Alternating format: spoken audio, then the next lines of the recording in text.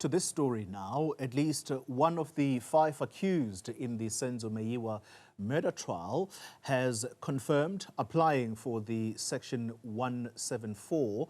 Linda Mnisi will explain what that is for us. The accused applying for a discharge because they believe there are no reasonable prospects of a conviction. Now, proceedings in the Pretoria Court were adjourned last month after the state closed its case. Let's talk now to Linda Mnisi, as I mentioned, who's going to explain all of this to us. Linda, good evening to you.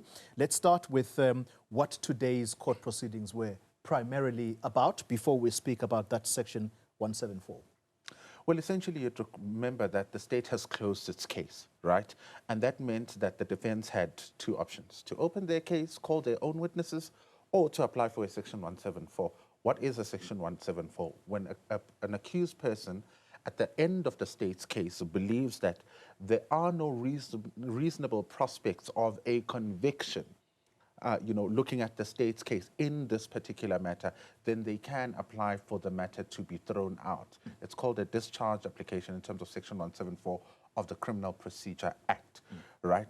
So in the last sitting, there was a decision to go for the 174 application by the defense. But the issue there was the funding. Would legal aid be willing to fund it? And today, we were going to learn about whether or not legal aid will fund this application.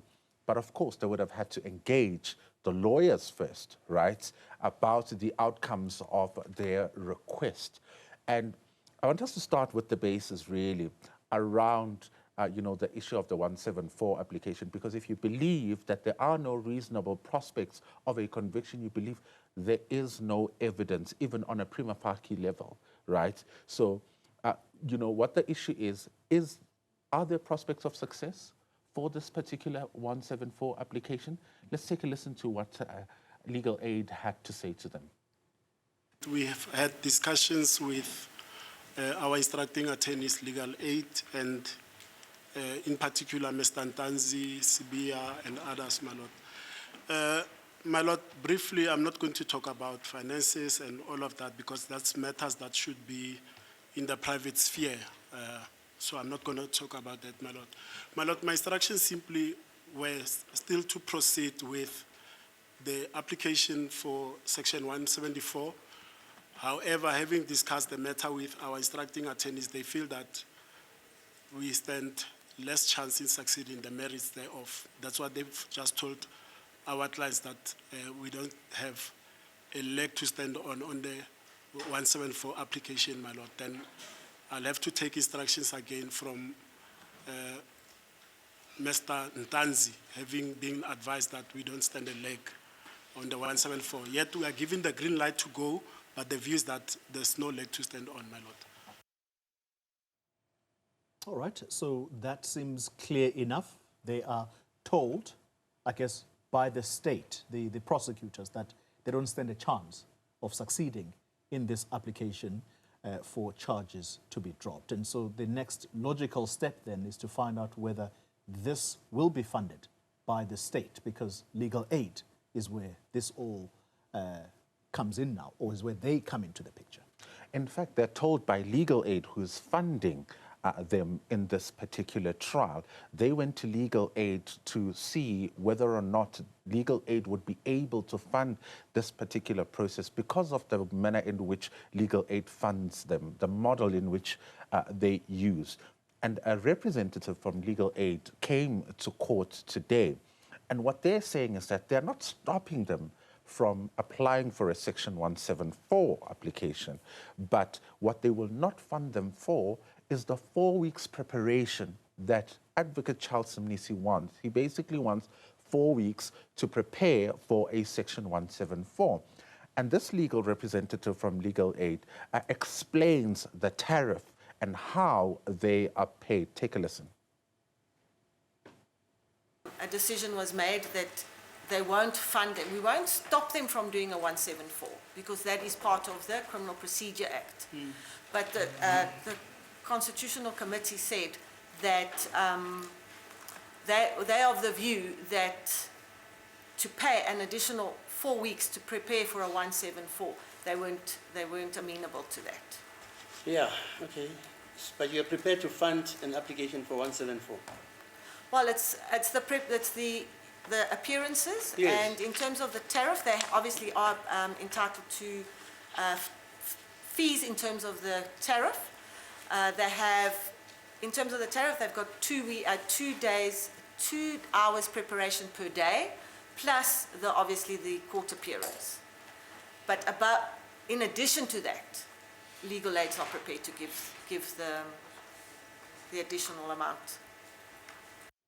All right. So to understand this better, Linda, is what is being explained there that legal aid does not have a problem funding their application, but it's the time that is requested for which to prep for this.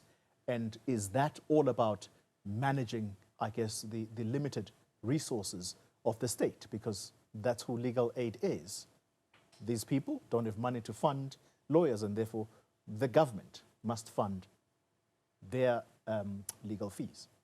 Yes, essentially, they're basically saying the funding model and the tariff that they are on allows for, payment of 2 hours of preparation as well as the appearance. Now, it seems, the request here is for legal aid to fund the preparation, the 4-week preparation, and they're saying they're not amenable to that. In fact, there is a committee that was deciding on this, that sits and decides on these particular aspects. In fact, we reached out to legal aid a couple of days ago, and they, sent a response yesterday indicating that when a matter is complex, right, they would basically apply what is called an increased tariff to accommodate for the complexity of this matter. And the representative from legal aid explained that they are on the